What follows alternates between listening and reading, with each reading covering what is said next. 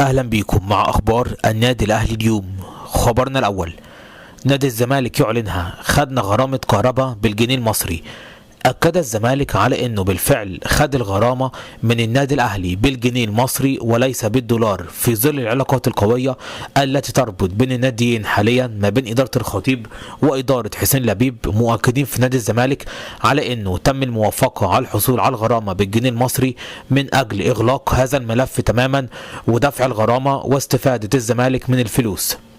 خبرنا الثاني: النادي الأهلي يعلنها تسديد غرامة كهرباء جاء بعد زيارة الخطيب لإدارة الزمالك. أكد الأهلي على أن تسديد كهرباء للغرامة لصالح الزمالك ضمن نتاج زيارة مجلس الأهلي إلى الزمالك.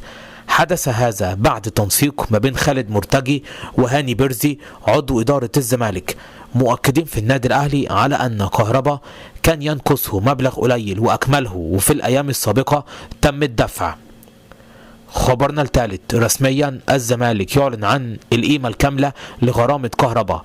كشف نادي الزمالك عن القيمة الكاملة اللي حصل عليها من محمود كهرباء.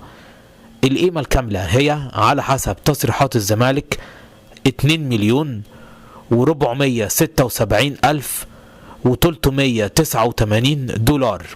طبعا كهرباء دفعهم بالجنيه المصري. خبرنا الرابع: النادي الأهلي يعلنها مدافع الجونة أحمد حسام على رادارنا، ولكن أكد النادي الأهلي على أن أحمد حسام مدافع الجونة على رادار الأهلي من أجل التعاقد معه، ولكن لجنة الكشافين شايفة أن محمد إسماعيل مدافع زد أفضل منه، وبالتالي محمد إسماعيل يتفوق على أحمد حسام مدافع الجونة في ترتيب المدافعين المرشحين للانتقال للأهلي في نهاية الموسم الحالي. خبرنا الخامس: منتخب فلسطين يعلنها سوف نستدعي وسام أبو علي. أكد مدير منتخب فلسطين على أنه سوف يتم استدعاء وسام أبو علي لمعسكر منتخب فلسطين خلال فترة التوقف الدولي في شهر مارس.